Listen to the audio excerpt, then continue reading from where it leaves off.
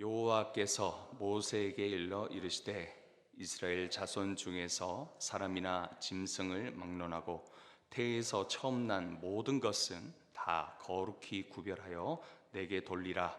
이는 내 것이니라 하시니라. 모세가 백성에게 이르되 너희는 애굽 곧 종 되었던 집에서 나온 그 날을 기념하여 유교병을 먹지 말라. 여호와께서 그 손의 권능으로 너희를 그곳에서 인도해 내셨음이니라. 아비벌, 이날에 너희가 나왔으니 여호와께서 너를 인도하여 가나안 사람과 헷 사람과 아모리 사람과 히위 사람과 여부스 사람의 땅 곧 내게 주시려고 내 조상들에게 맹세하신 바 젖과 꿀이 흐르는 땅에 이르게 하시거든. 너는 이달에 이 예식을 지켜 이래 동안 무교병을 먹고 일곱째 날에는 여호와께 절기를 지키라. 이래 동안에는 무교병을 먹고 유교병을 내게 보이지 아니하게 하며 내 땅에서 누룩을 내게 보이지 아니하게 하라.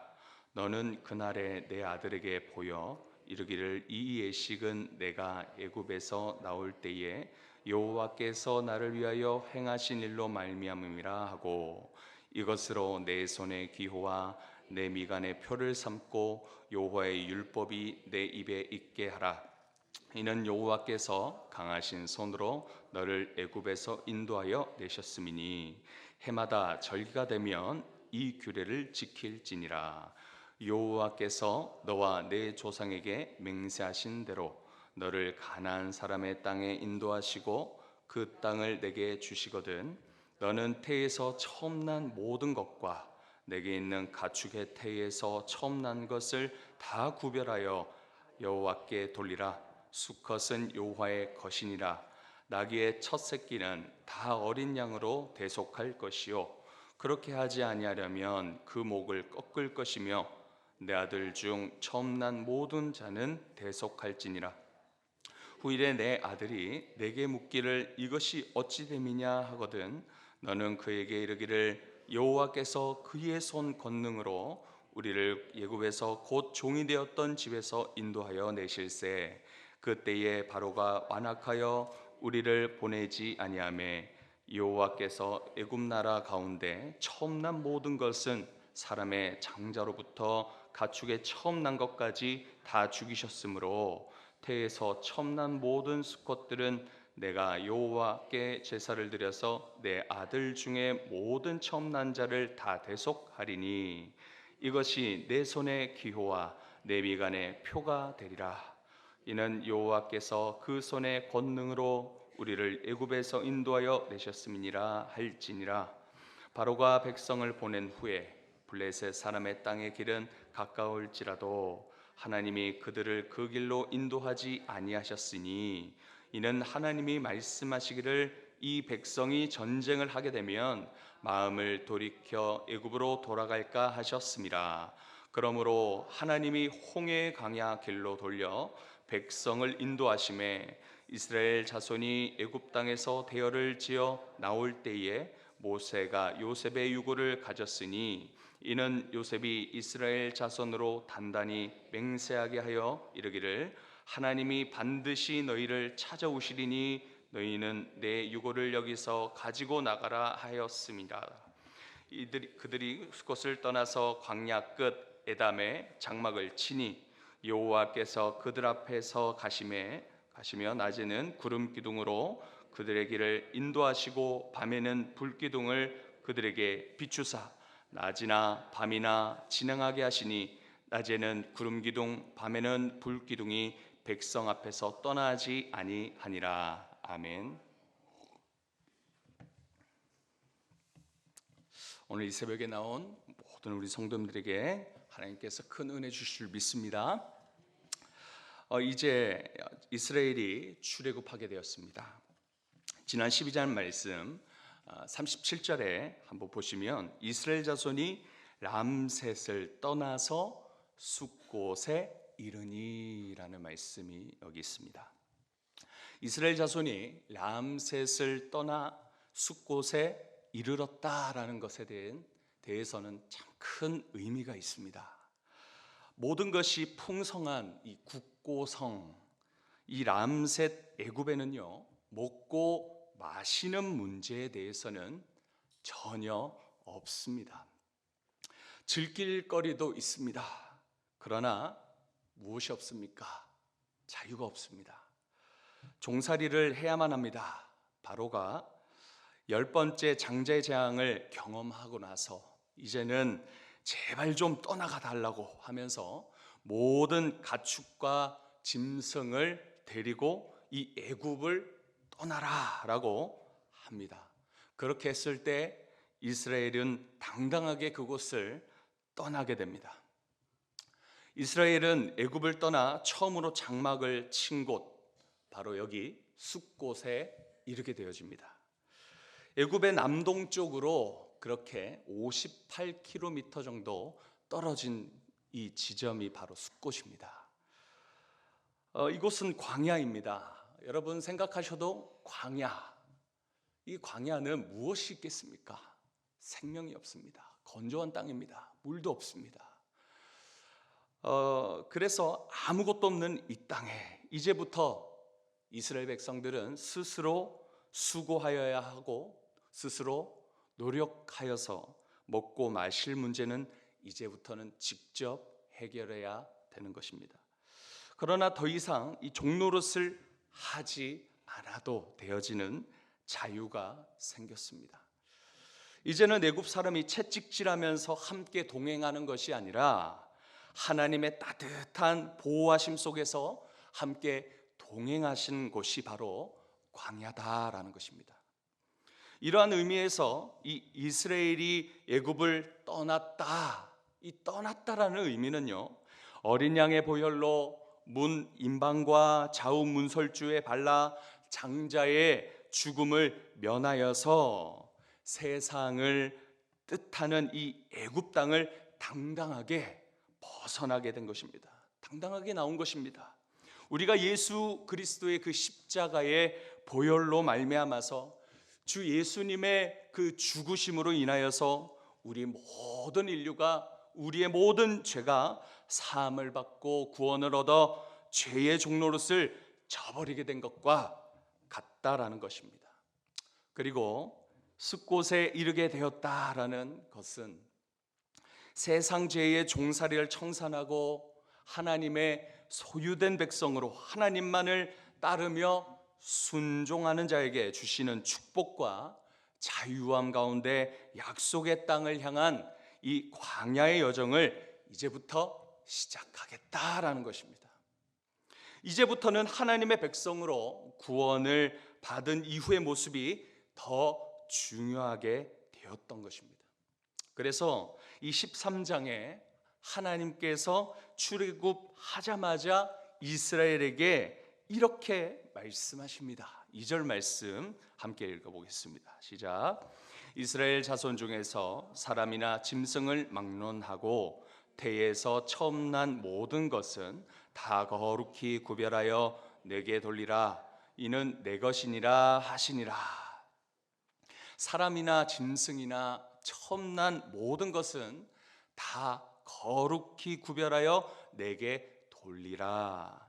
이는 내 것이다 라고 하나님께서 말씀하셨습니다. 자, 이렇게 말씀하신 것은 처음 난 것만 하나님의 것이겠습니까? 처음 난 것은 항상 우리가 어떻게 생각합니까? 그 가족을 대표하거나 공동체의 대표를 우리가 생각하게 됩니다. 모두가 하나님의 소유다라는 것입니다. 하나님의 구원을 입은 이스라엘 모두가 하나님의 것임을 말씀하는 것입니다. 주님 지으신 모든 만물이 다 하나님의 것이다라는 것이죠.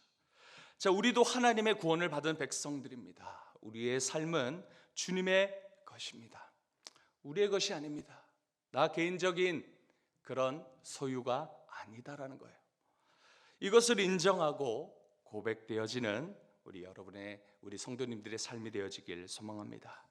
그래서 3절에 구원의 날, 이 출애굽한 날이 어떻게 되어집니까? 4절에 나오는 이 아비벌 3, 4월입니다. 자, 이 날을 기념하여서 유대인의 첫날이 되어지게 된 거죠.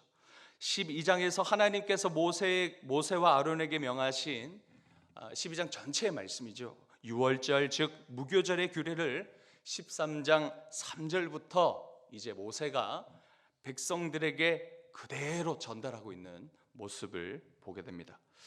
여러분, 우리가 각자 좀 쉼을 얻기 위해서 우리는 여행을 합니다. 여행을 가면 무엇을 합니까? 기념품을 사오잖아요. 특산품이나 그렇게 먹을 것이나 아니면 좀 추억하기 위해서, 그 여행을 추억하기 위해서 거기서 유명한 여러 가지 물건들을, 기념품을 사옵니다. 이 기념품을 보면서 우리는 이 추억을 되돌려 그렇게 기억합니다. 출애굽한 날을 기념하라 한 것은 이와 같이 하나님이 이스라엘을 출애굽하신 것을 구원케 하신 이 은혜를 기억하라라는 그런 의미를 가지는 겁니다.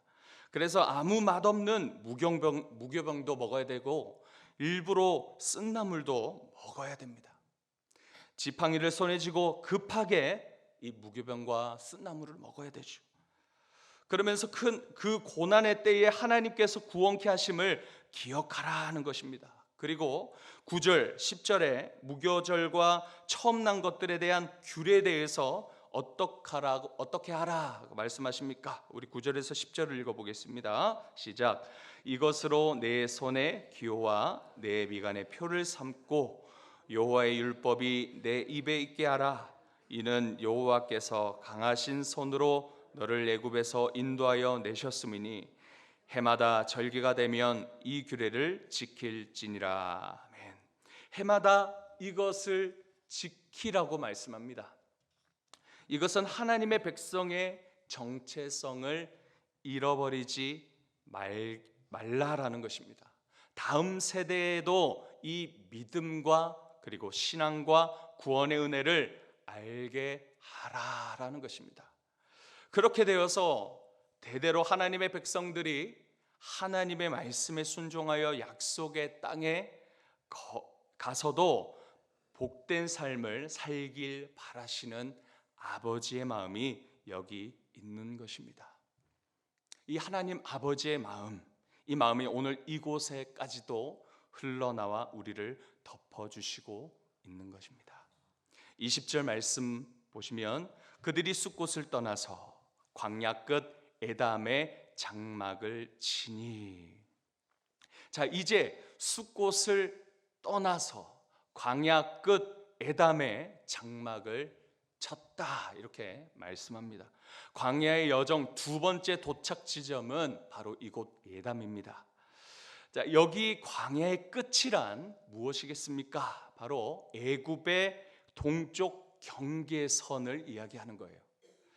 이제 애굽의 경계에서 벗어나게 되는 순간을 말하고 있습니다.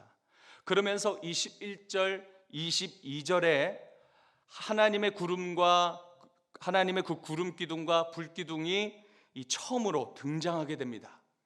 하나님께서 백성들에게 어떻게 행하시는가 보시면 그 뒤에 말씀을 보시면 얼마나 은혜가 되는지 모르겠습니다. 한번 말씀을 보십시다. 여호와께서 그들 앞에 가시며, 또 보시면 그들의 길을 인도하시고 그들에게 비추시고 낮이나 밤이나 진행하시고 백성 앞에서 떠나지 아니하니라. 오늘 이 광야의 여정을 걸으시는 성도님들의 삶이 이와 같은 하나님의 임재가 있기를 바랍니다. 광야의 끝 세상의 경계선에 서서 그렇게 매일매일 하나님만을 바라보면서 하나님의 이러한 임재 가운데 하나님의 인도하심을 받아 나아가시는 우리 귀한 성도님들의 삶이 되어지길 간절히 축복합니다. 기도하겠습니다. 하나님, 은혜에 감사합니다. 언제나 이스라엘에게 하셨듯이 우리에게도 앞서가시고 우리에게를 인도하시고 우리들을 비추시고 낮이나 밤이나 진행하시며 우리 앞에서 떠나지 아니하셨습니다. 이렇게 우리를 사랑하시는 하나님 오늘도 배신하지 않게 하여 주시고 오늘도 광야의 끝에 서서 세상의 경계선에 서서 하나님 다시 이 세상을 돌아보지 않게 하시고 하나님을 따라 하나님의 그 말씀을 순종하며 나아가는 하나님의 백성 모두가 되게 하여 주시옵소서. 오늘도 구원케 하신 하나님을 기억하며 살아가는 은혜를 주옵소서. 감사드리며 예수님의 이름으로 기도드립니다. 아멘.